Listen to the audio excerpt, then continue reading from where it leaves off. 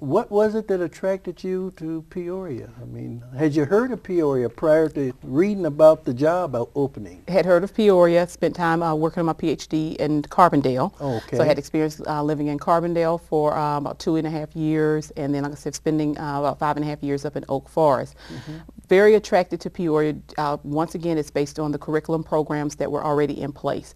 Some of the things that are in place in reference to curriculum just attracted me because of the fact I already had experience working with those programs. And I wanted to come in and truly be an instructional leader.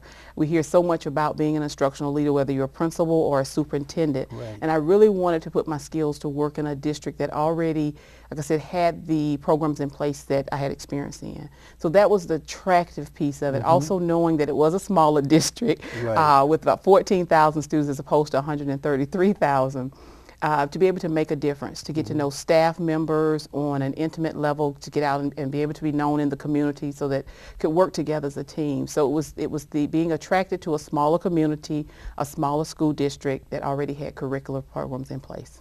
Well, I'm glad to hear you say that, because philosophically I feel that if we can't save small school districts or small communities like Peoria, I don't know what chance the bigger cities, the New Yorks, the Detroits, and those kinds of places can have, because you can make a difference and things still are solvable. Not only did you come here, I know since you've been here, you brought in a number of individuals that you've worked with before or were aware of. Some people kind of looked at that with a funny eye and criticism or whatever. What is your philosophy about bringing in your own team or individuals that you know something about? I think it's important for a leader to be able to hire people that they feel support the vision of the leadership and that can actually get a job done, and they don't need a lot of direct supervision. They already, once again, have the same experiences that I have in different curricular programs. There are different areas or things we need to bring to our district. For example, one of our high schools does have an international baccalaureate program. The International Baccalaureate program is a program that could actually be started in the primary school years, where students would have an opportunity. In my previous districts, those were magnet schools, our IB programs. And so being able to have someone that has that experience that can expand that. I want to expand science here. We need to have a focus on science and math. And so, of course, I recruited someone with science experience. Gifted education is a passion of mine, ensuring that we have gifted education in all of our schools.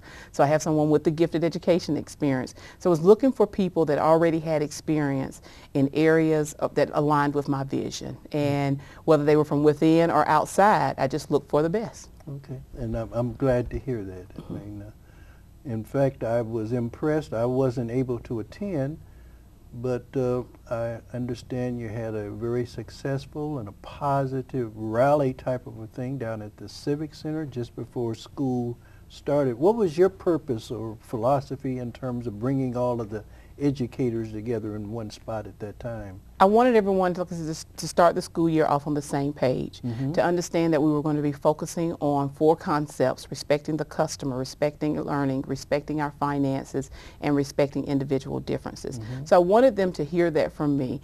You hear a lot in the community, you read a lot in the news, or you see things on TV, but I don't actually get to tell my side of the story sometimes. And I thought it was important for us, just like I said, to get together as one group so everyone understood we're all on the same team. It's not about being a certified class staff member or non-certified, being a teacher or a custodian, bus driver. Everyone's on the same team. We're here to make a difference in the lives of children. And I wanted people to truly understand and hear it from me that it's about children. We work for children. If our children leave, we won't have a job. And if we fail children, we should be ashamed. Absolutely.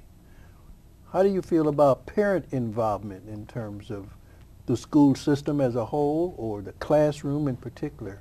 What are your thoughts or philosophy about the role of parents involved in this educational mission? Parents should be our partners. I feel that that's very important, but we also have to be realistic about what's going on in society. Parents have to work these days. You know, There was a time that some parents we had a lot of stay-at-home parents, and they could stay at home and come out to the schools and volunteer in the classrooms or help with different committees. But our times have changed. Society, and based on our current financial status as a country, people need to work. So parents, just because you don't see them on campus doesn't mean they're not involved. If they're getting their children to school on time, they're helping with homework, they are communicating with the teacher via notes, email, or telephone calls, that's still parent involvement. So I think each school should meet parents where they are, and they should develop a plan of what does parent involvement look like for my school and also for a particular classroom. But I don't want us to walk away thinking just because you don't see parents that they're not involved. I'm a working parent, and I can't always be at my daughter's school. I would love to, but I have a job. And so I just hope people to understand that we do want parents to partner with us, but I don't want us to count it against parents when they can't. But we are still, at the end of the day, we are public servants. We are responsible for children's education. What role, if any, do you see of parents outside of being at the school, but just being at home with their kids? What should they insist on, thinking back when I was a kid and regarding homework or being involved and so forth? What role would a parent play in enhancing that educational achievement of that child outside of the school room? I think parents should sit down with their children and discuss expectations. Okay. Every school sends home a parent handbook that lists the different expectations of the school, what the teacher will be responsible for, what the principal will be responsible for, what they expect from parents.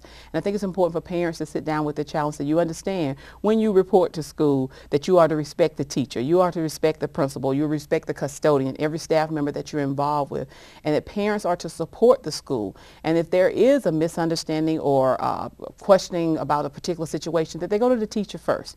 And they start there, and then they work their way up through the chain of command. But I think it's important for parents to speak positively about their school, about their child's teacher, about the entire school district, about the community, because our children will only live up to the expectations that we establish for them, and they truly watch everything we do. But so parents, like I said, that's a partner. If you could just speak positively about the teacher, the school, and hold their children accountable for being successful. We're responsible. I tell you, we are responsible for providing that education, but parents are responsible for supporting us through this particular process.